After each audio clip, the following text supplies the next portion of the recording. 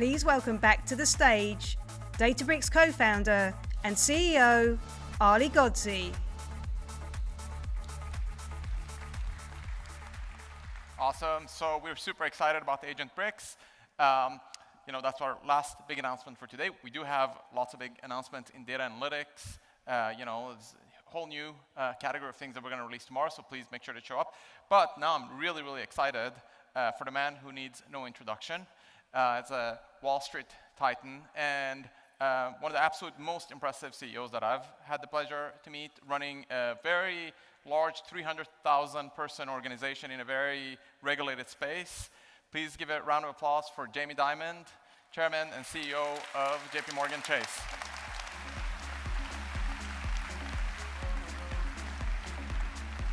What a crowd. Thank you so much. Thank you.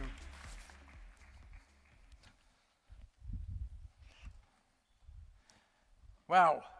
My God. It's a big audience, and it's filled all the way into the back, so but they can see us on the cameras in the back. So thank you for doing this. Super excited to have you here. Ali, I'm thrilled to be here. Thank you, folks. I look forward to this.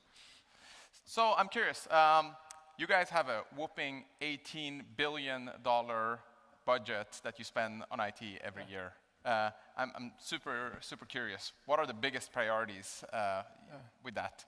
So JPMorgan Chase, we operate in 100 countries around the world, and we have 30 or 40 data centers around the world. It's constantly upgrading technology. Your data centers, your networks, cyber, and of course the world you guys are in is I've never seen somebody move quite this quickly in technology. But in every part of the company, the corporate center does networks, cyber, policy, stuff like that, but we have 55,000 programmers. So every part of the company has their own devoted programs, credit card, sales and trading, movement of money, which you guys use some of your product on, at a very detailed level. And whenever we meet, anytime with reviews, we go through what people's technology and AI projects are, to make sure we're trying to do the right job for our clients. That's awesome. Curious, so obviously of that $18 billion, AI has got to be a big priority. Yeah. Curious, what's the aim, what's the goal, what are the biggest things that you guys want to accomplish with AI, and how do you think about it in general? Yeah, so we've always been big data. I mean, my whole life, when you're in our business, for the risk you bear, trading, we move $10 trillion a day. We buy and sell 3 trillion of securities every day. And in 2012, we first used Palantir. And I remember sitting down with the Palantir people and going through this AI thing, saying, holy Christ, this is unbelievable. So we, right after that, started our own department. And we're probably one of the few companies, and then in 2014, and maybe 7 years ago, we hired a woman called Manuela Velosa, who ran machine learning at Carnegie Mellon. We have 200 people in a research group alone that does that for us. We now spend about $2 billion on AI. We have something like 600 actual in-use cases. Some are really important, some are more minor. That number will probably double next year, maybe triple. It'll just keep on growing. I just saw the demonstration of the watermelon cucumber thing. we'll have hundreds of those, and hundreds of agents. And we're just starting to use agents. And we took AI / data out of technology. So we're probably one of the few companies that said it's too important, and technology does a great job, and obviously they're deep partners, and all of them. Yeah. But we put it at the management table. So the woman running AI and data now reports to me and our president, so that we can elevate it, and that we spend much more time thinking about what are we doing to accelerate it? Are we doing enough? Are we doing it right? As you know, we test a lot of things. We work with a lot of people in the Valley. It will change everything. We don't have our head in the sand. There will be no job, no process, no function, nothing that takes place that won't be affected by it, mostly for the positive. There will be job issues, some job losses. And the other part, which is I think the hardest part, is getting your own people. I'm not talking about me or even the tech people, but getting all the people who run these businesses to understand the power of it. So they're saying, hey, if you can do that, I can do this. And so they come up with intelligent projects to do. I'm curious, you said this, that you took it out of the org. Yeah. There's so many leaders that are here in the audience, and they're in companies, and they ask all the time, what's the best way for us to accelerate AI and get the whole organization? Is this something you recommend, doing it that way, thinking about it that way? I do. And the problem with when someone says, again, this is not an insult to anyone in technology, but when it's in technology, it's part of a conversation. The person is at every single meeting I have with management teams, is part of every conversation, and the way to accelerate it, first of all, we have people coming out here all the time, like all the time, just to stay on top of what you're doing. We have investments in 100 different companies out here. You know, we're testing and learning. We don't mind failing and things. We test all the clouds, and but having it there, put it this way, every time we meet, at every detailed meeting, so it could be like a small business credit card, it could be the movement of money, or it could be how we do swipes, or it could be sales and trading, FX in Vietnam. We have people saying, what can AI do to do that better? And I think you probably know, we actually use you guys to do, when we move all that money around the world, very often people want it in a certain place, and they want it in a certain currency, and this is now being done by AI. Databricks systems, I think we call it BRI internally, you know, to deliver the money that you want and the currency you want, you know, at the price you want in a certain place. So, but the hard part is just review it every time. So there's no meeting that we have, we don't say, what are we doing? What are you doing? Do you understand it? We opened up for this internal documents. We have 200,000 people using LLM on our internal data. So not this is not LLMs on the web, and the internal data the companies have probably dwarfs some of the stuff you have on the web. And it's very specific, you know, where you shopped and what you bought and what you did and how you spend your money and where you travel, what restaurants you like to eat at. So we're allowing people to use that internal, and we're constantly dumping more data into that. So started thinking with emails and just, you know, reviewing legal documents and things like that. But now you're going to get more and more data that could be analyzed inside. And eventually, you know, because, you know, the data warehouse, data lakes you guys do, we can analyze the data, both internal data and external, without leaking the internal, which we can't do. We're just prohibited for a whole bunch of different reasons. So. Yeah, makes sense. How important is this data? Like, can you have, like, is AI and data kind of separated, or you really need, you know, a great foundation? And, you know, we're so fortunate to have you guys as customers. You know. The hardest part's the data, which you know. Yeah. It isn't the AI. You know, it's not the machine learning. It's not the generative AI. It's getting your people to use it properly, but it's the data. So we have data, and not because, you know, we're dumb, but these companies were tons of mergers over time. So there's credit card data, there's credit card risk data, there's sales and trading data, there's consumer data, there's auto data, there's tons of FICO and credit score data. I mean, I forgot the number, but it dwarfs everything. So getting the data in the form that it could be usable is the hard part, and you guys have cracked a lot of that code, because it's in different formats and different, you know, if some was hardwired in Exadata and some was, you know, in the relationship databases, and some was completely unstructured, you know, like just conversations that people had, or you know, on call center or something like that. But now we're being able to access all of them to do a better job. Yeah, no, I appreciate that. And, you know, I have to say, I'm very, very impressed just seeing how JPMorgan Chase organizes everything. I think it's just, you guys invest a lot in getting things right in the foundation. And, you know, that took many, many years. And, you know, the push to the cloud, all of these things have taken many, many years. That's why you can move fast now and reap those benefits. But I have to say, personally, also for me, I think also you push, you know, top down in your organization as well. And I see that lacking in some other large organizations. There's like lots of fiefdoms and lots of different folks that are pushing their own, we got to do it this way, no, we got to do it that way, and then there's a stalemate. So it's super, super impressive to see. I'm curious if this has something to do with, I mean, you've seen many tech waves, you know, in your career, you know, starting with the mainframe, you know, to the cloud, and now AI. You know, what have you learned from these tech waves? And is there anything we can apply to this one that's coming now? Are there any similarities or any differences? Yeah, well, I mean, if you read history, I'm going way back now, tech is the thing that changed mankind. You know, we were hunter-gatherers until you had agriculture. Agriculture created cities and specialties, and, you know, then you had, you know, electricity and water and, you know, the internet, and all these technologies. And then, you know, I don't consider the iPhone an invention, because it's really 80 inventions put together in a beautiful piece of thing. How they roll out, they will roll out. They do change the world. They cause so many things you don't understand. I mean, cars created suburbs, you know, or, you know, shopping malls, or, you know, it just rolls through. There's a cosmological constant. It's always coming. The pace of it is different. The internet was invented. My brother worked at the Fermi Labs, and I remember visiting him in 1975 or something like that, looking at those little squiggly green screens. That was the ARPANET. And it was these big universities sharing data on experiments they were doing at the Fermi Labs to Niels Bohr Institute in Denmark or something. So it's coming. It'll all change everything. We've always said you got to make it part of your life. So I've always had technology at the table. I've always had them part of the management teams. I've always had our people have to be, tech people have to be business literate. They got to understand your problems. Business people have to be tech literate. I don't have to understand how a lithium battery works. I don't have to understand exactly how your super agents work. I have to understand what they can do so I can deploy it. It's like the army using the weapons you have or something like that. So this one is faster. I mean, this one is faster. It's immediate. It's moving very quickly. I don't even know what it's going to do that much. I do know, my view is, don't spend much time debating it. Don't talk about whether you need large language models or small ones.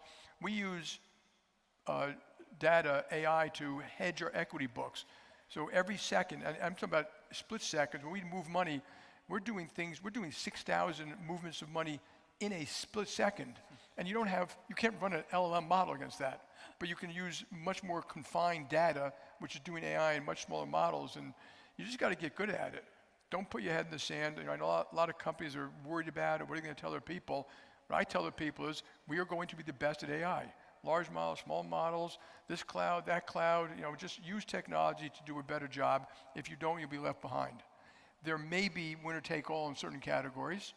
I also don't want to be arrogant about it. JPMorgan is ahead of a lot of people. On the other hand, you guys are going to be able to deploy your, as a competitive matter, my competitors will get it from other people too. And then, people who serve smaller banks, they're going to use your stuff and deliver it to them. So, all the competitors will have it. It isn't like you're going to be the only one with these weapons, but maybe being first matters a lot in terms of having data. So this is going to be fun. This is going to be hard.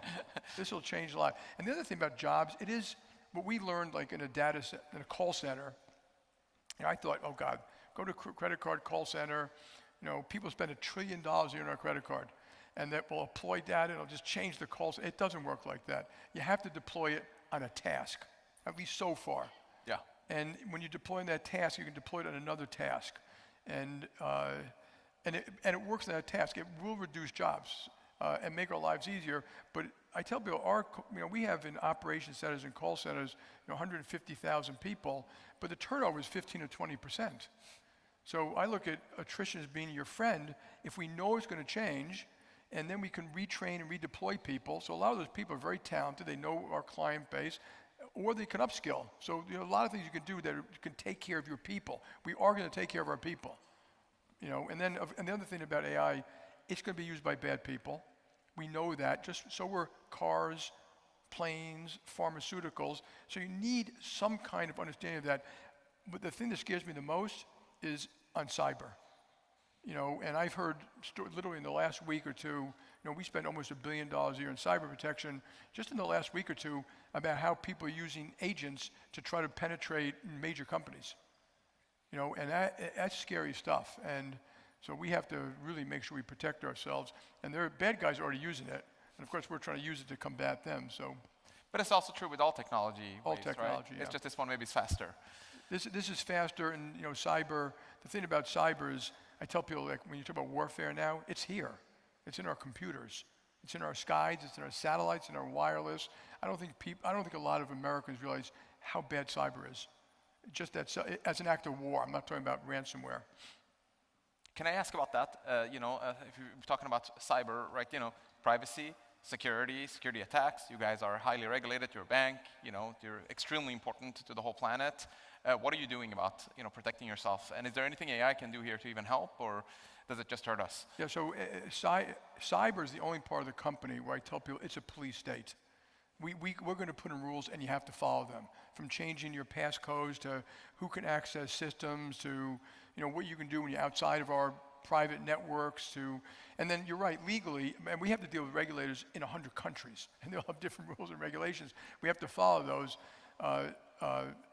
But legally, fundamentally, we can't sell our data, okay? And we have to protect our data. And when our data goes out, which sometimes it does, sometimes the customer can send the data out, we still have to protect it in a million different ways, from encryption to watermarking to, and the other thing is our government, like my regulators, are not nearly as protected as we are. And when they come to they all want to do penetration testing us. I mean, they don't know how to do it. And they ask us, show us your weak spots. And I say, well, I'm going to send you my weak spots, and it's going to go into your unsecured database. And how much I'm not going to do. So cyber, everything we do, everything we rolled out, I think we probably use 100 companies to help us protect cyber, network segmentation, data segmentation, air gapping certain systems. It's everything we can possibly do. We work with the CIA and the FBI and the NSA as best we can, and I think they're doing a much better job at that. So we're fully engaged in this one. But this one is, when I deal with people, I tell them, this one is the most important for us, bar none. The other thing about us, and this is true maybe for a lot of your companies out there, we're hooked into 600 exchanges around the world.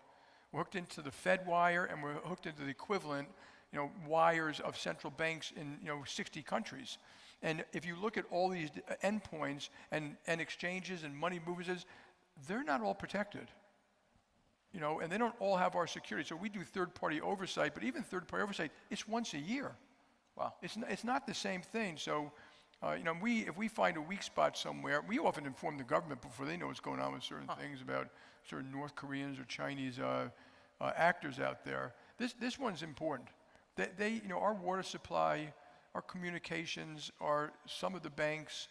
If a bank went down, a major bank, and you don't know what the money is. I remember President Obama asked me years ago, well, what do I do? I said, you have to have a bank holiday.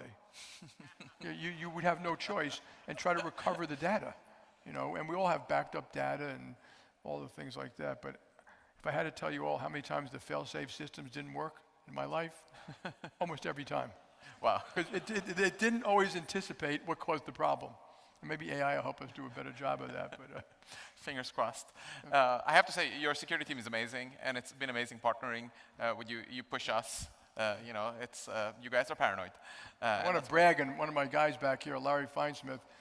We have teams that do nothing but look at all the stuff you guys are inventing and what you're doing and bringing back to the company. We invest in some of those. Obviously, we want to bank some of those. So, but it keeps us much smarter. Yeah. So speaking of risks, there's so much talk about the race against China in AI. And are we ahead? Are they going to catch up? Can you be ahead? How should we be thinking about it? How do we ensure? Is it important that U.S. has leadership? And if so, how do we do that? Well, it's a big question. American military leadership, in my view, is critical to the health of the future free and democratic world, and has provided this umbrella to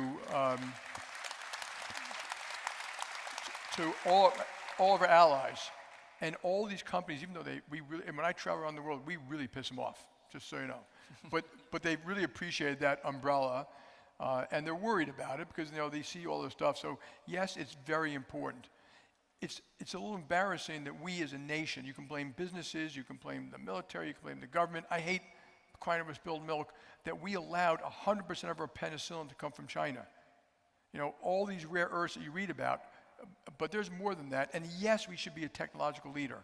You do not want to give them the 2 nano-centimeter chips or whatever, nano chips that can make their supersonic missiles better.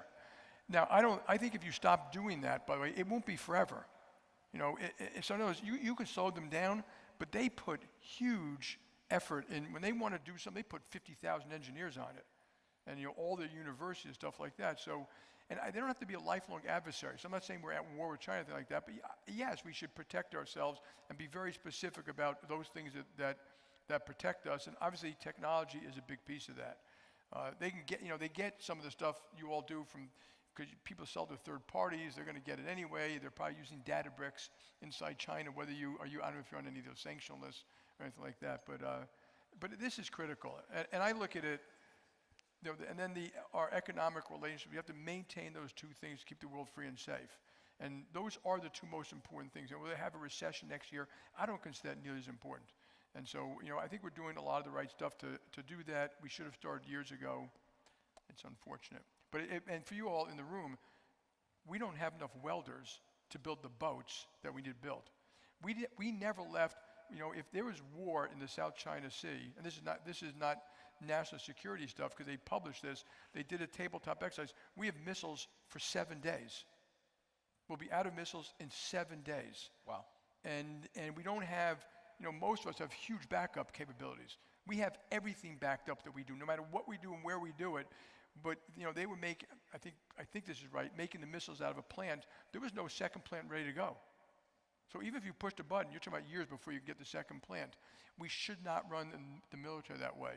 They also, and this has also changed, they have these big programs in the boats and the aircraft carriers, and technology may make, and you see the drone stuff in Ukraine, technology may make aircraft carriers obsolete. And we got to move quickly. So the military usually has to do contracts that be approved. But if you want to buy the best, newest drones, you want to go to Anduril, this company Voyager we took public yesterday, you have to allow the military to buy from you, cancel that, and buy from you, modify that, and like a business would, as opposed to it's got to be like a 20-year contract. So we have a lot to do. We have a thing we're going to do called the Defense Action Forum, kind of laying out all these issues, trying to help the government do a better job with them. Yeah, that makes a lot of sense. Okay, on that topic of the sort of arms race that's going on, when you look around the world, the economy, geopolitics, what worries you the most? Yeah, it's I don't. This what I'm about to say is not the ugly American, but America is indispensable. It's not indispensable because we're better. It's indispensable because we have the best military in the world, the most prosperous nation in the world, the best economy in the world, the best technology. The roots of that technology are the freedoms we have. It's what brought people here, and Sweden, right? Iranian Swede. Right. My grandparents were Greek immigrants who never went to high school. And we have to maintain that, but America's role is indispensable. That role is economic, it's military, it's education, it's allowing people, people that come here who want to stay here, like more merit-based, which we should be doing. That's the most important thing. And if you made a list of how does America stay indispensable, well, it's basically keeping our domestic economy strong. And here's where we haven't done a particularly good job, and maybe AI will fix. And I have a list. I make a list of all these policies we didn't do well. We don't do mortgage policies well. We didn't do immigration policies well. We don't do affordable housing policies well. We didn't do inner city school education well. We don't teach work skills properly. We didn't do the military properly. Healthcare, I was listening to one of the examples up here. I mean, the average family now costs $30,000 a year for healthcare. America is spending 18 or 19% of its GDP. We have among the best in the world, which I'm a beneficiary of, the best hospitals, the best doctors, the best surgeons, the best pharma, best medical devices, and among the worst. People are dying younger. There's too much obesity. We don't teach it in K to 12. It lacks transparency, and we got to get at this. And so to me, America should make sure that we're strong. And that strength also comes from celebrating our values and our virtues and not insulting them all the time like we're bad. Yes, we did some terrible stuff, particularly the black community in this country. Absolutely, but the values and the virtues are the best the world's ever seen. People come here to be Americans, and it's the natural thing, freedom of speech and freedom of enterprise and freedom. When they said the pursuit of happiness, the founding fathers, they meant the pursuit of purpose. They didn't mean happiness the way we mean happy. They meant you're building something. You're accomplishing something. That purpose could be teaching, it could be building, it could be being an entrepreneur, it could be just being a great parent or something like that. And those values and virtues, we've hurt. And right, like I always feel if you have, some of you all played in sports teams, if you have a sports team that's tearing itself apart, it will not win. Yeah, we're kind of doing that a little bit of that today. So I think that's keeping the nations indispensable also means keeping ourselves strong. And super inspiring. Thank you.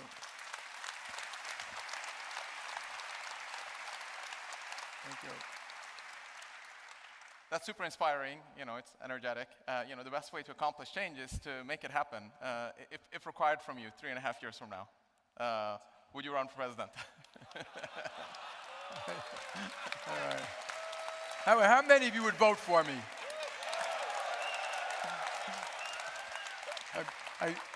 I get all the rich white people to vote for me, probably. But I am a banker. I'm 69. I always say I would love to be president, but you'd have to anoint me. I've never run for office. I think this is a skill. Now maybe I can have my campaign team be one of your agents and tell me what to do, what to say, and where to go. But I've never done that, so I think the answer is no. I will do anything to help the country, though. Yeah. Okay, well, anything for the country, all right? We'll take that. Okay, so switching back to banking then, I'm very curious. In fact, I was meeting one of the CEOs of one of the big banks here, just a couple of years ago, and he told me like the best thing about our financial system is that the banks are, more robust than they have been ever. It's literally one of the CEOs, one of your, in one of the big banks. And the next day, SVB basically collapsed. And then we had the, First Republic, and which you guys bought, and so on. And you guys are sort of been in the middle of that. You bought, First Republic. You've been advising companies from small, medium, to large. I'm curious, what are you seeing? What are you recommending when it comes to this, financial sector? Yeah. So first, we bought WAMU. I don't know if any of you were WAMU clients, but we're now the largest retail bank in California, the largest private bank in California, the largest commercial bank in California. We've built a whole new campus in Palo Alto with, and we're covering now, we're doing a better job because we didn't realize that the bad job, you always have to be honest with yourself, Silicon Valley did a lot of things well. And now we're learning how to do that, move faster. We've had a campus in Palo Alto. We have 500 bankers doing the innovation economy, which I hope includes a lot of people in this room. And then we have some of our investment bankers here, doing bigger companies, from the biggest to small and stuff like that. And so huge investment, making a huge investment in San Francisco, because California is, it's amazing. Every time I come out here, it kind of blows me away. I had a dinner last night with a bunch of CEOs and all the things they're doing. So the financial system is extremely strong. That will never mean that every company is. And the regulations, which I won't bore you with, but what Silicon Valley Bank did in First Republic was irresponsible. I would never have allowed it. And it was basically interest rate exposure. And so we bought First Republic. We hedged all the interest rate exposure within 2 days. Wow. And the hard part of a First Republic is, we had to take 10,000 people, literally working on future-looking stuff, and now they have to look backward-looking stuff, is consolidating all the systems, HR, finance, tech, databases, customers, legal, all the systems. It's a lot of hard work. We kind of assimilated in a year. We learned a lot from it. There were some very good people there, so you always learn a lot from when you do something like that. But the system is sound. I think what they really should do is, and this people should always do, take a step back, take a deep breath. Regulators become like whack-a-mole. We have GSIB and CCAR and SLR and Basel II and Basel III and Basel IV, and it's getting crazy. And the worst part to me is what happened with First Republic and Silicon Valley Bank. It didn't have to happen. So, it's typical, sometimes you overdo things over here, you miss things over here, and I think we can make the system better, safer, stronger, and more flexible. That should be their goal. And, and then a lot of what they do has all these unintended consequences, which you all read about. Mortgages out of the banking system, private credit, leveraged loans, 50% of the, which is fine. I don't mind competition. Did they intend for that? And I'll give you one bad one. This won't affect you. We've gone from 8,000 public companies to 4,000 over the last 30 years. It should have been 8,000 to 16,000. Going public is expensive, litigious, costly. The reporting requirements are high, cookie cutter boards, cookie cutter compensation, cookie cutter this. So companies avoid it. And is that the right thing? Because I think you'd have a better system, and Sweden does it. One of the benefits by being JPMorgan, you can see the world. They've created a small, think of $1 billion company, $500 million, that can go public, that people want to invest in, that's got sponsored research with less reporting requirements, less costly SEC type of things. And it's caused a vibrant equity business there. And I think we should go back to doing something like that and just make it easier if that's the way you need to raise capital. You guys don't have to do that. Some people don't have to, some need it, and some want to for a whole bunch of different reasons. But yeah, I think we just make the system better. Yep. And it's a shame. What you don't want two banks failed, and the whole world, was going hysterical, breathing over this thing. And I could have told you it was going to happen.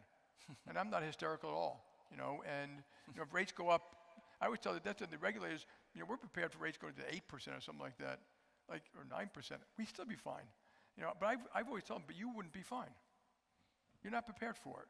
And so I guess it's a risk management thing. We always look at risk management, not guessing the future, but laying out the wide range of possibilities and then studying, can you handle that? And in fact, I know our CFO is looking at one of your guys' things we call stress testing to see how he can use some of your agents to do a better job on certain stress testing. But the Fed has us do one stress test a year. We do 100 a week. I mean, literally, I could care less about their stress tests.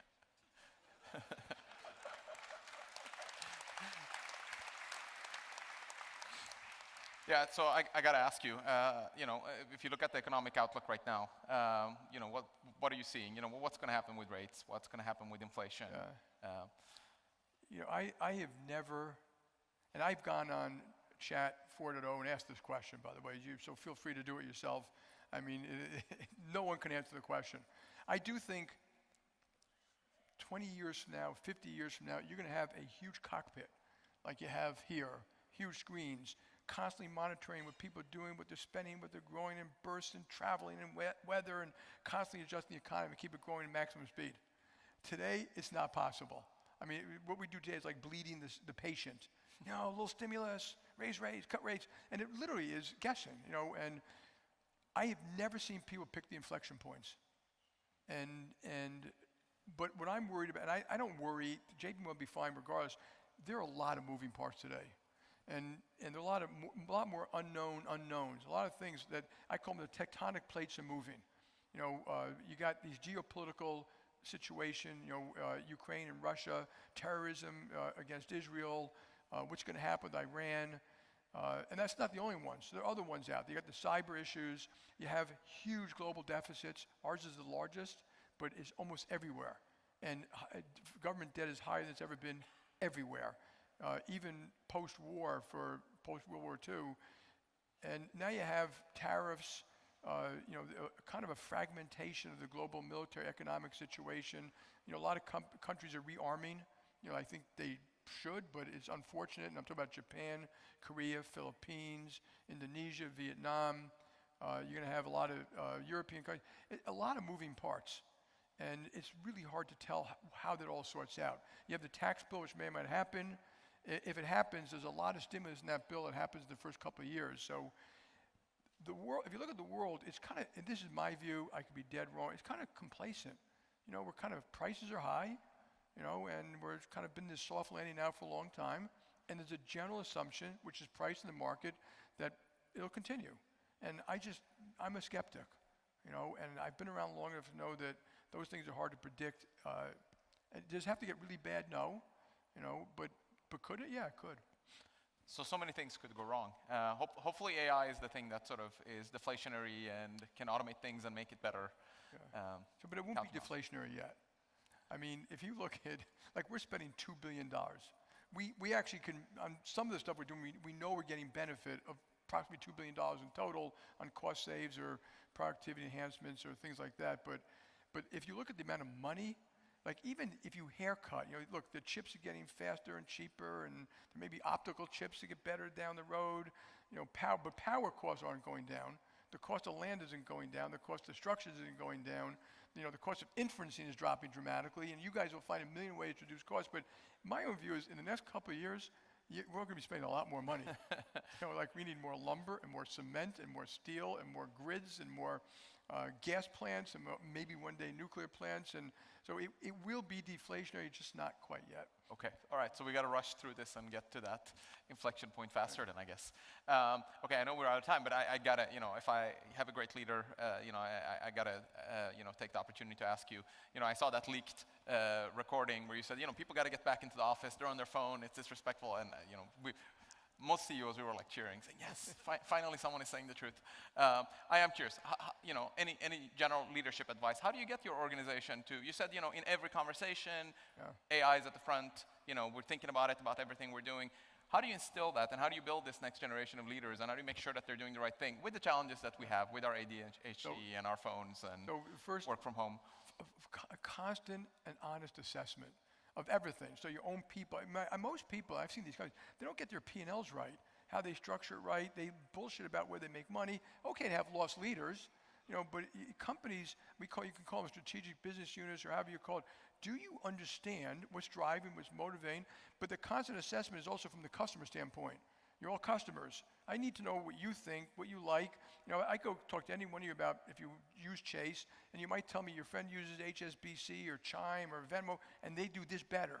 With constant assessment around the world, I once sent a whole plane load of people in our consumer business to China. It was like 12 years ago. They said, what are we going to China for?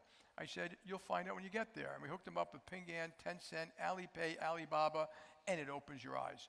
You have to do it. When management teams are too busy to come to Silicon Valley, they're not going to be learning. They're sitting in their office, they're hearing what they're hearing. So it's customers, it's assessment, it's talking to your regulators, it's a deep honesty, and that's analytics, detail, repeat, rinse, full assessment all the time. Then you got to have real discipline around that, which is, we have real reviews of businesses but heart and humanity, meaning people don't want to work for jerks, and when you become a senior person, it's amazing, you don't know that much. I have to call, if I want to know about, data lakes, and I have to talk to Larry back here and have him explain it to me. If I want to know about, FX trading in Indonesia, I got to call an expert in that. And so there's a humility around that about what do they know, how do you know it? They have to be free to speak up. You have to create an environment where people feel treated with trust and respect, and they can contribute to the company to the best of their ability, whatever. They could be white, they could be black, they could be LGBT. We have special programs for disabled, neurologically disabled, veterans, but they're very shy people. You have to go out of your way to get the best of the people, and it's amazing when you do what it does for a country, a university, a company, and you create that environment. You have to, in some ways, in a nice way, you should fire the assholes. It only takes a few of them to destroy a meeting,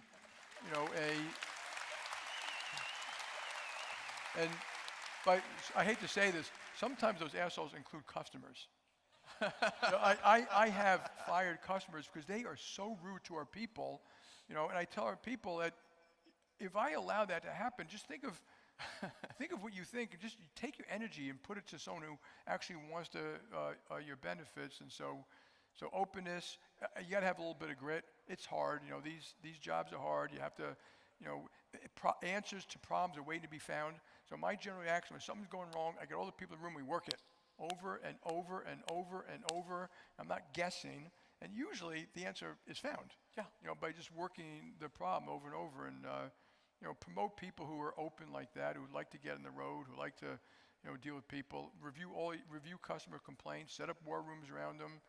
Let young people. Sometimes I'll just let them do it. just go fix it. And it's amazing what people can do. So it's a wide range of stuff. That return to the office thing. Some people think I leaked it.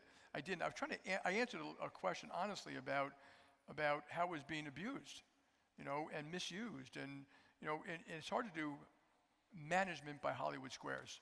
Because I can have a real honest conversation with you. I'm sitting in front of you, but when I have 12 people in Hollywood squares, and I didn't realize that people are looking at their phones while they're doing it. I didn't. So the iPad. I still look at paper sometimes, but a lot of people have their iPads in there, and your notifications are coming up, your emails are coming up. You're not paying attention. When you're with me, you get 100% of my attention, 100% of the time, and I've done the whole pre-read every single time, and you're always learning stuff like that. So I think you have to have certain disciplines or you lose, and you have it, it's like also that management teams have to work.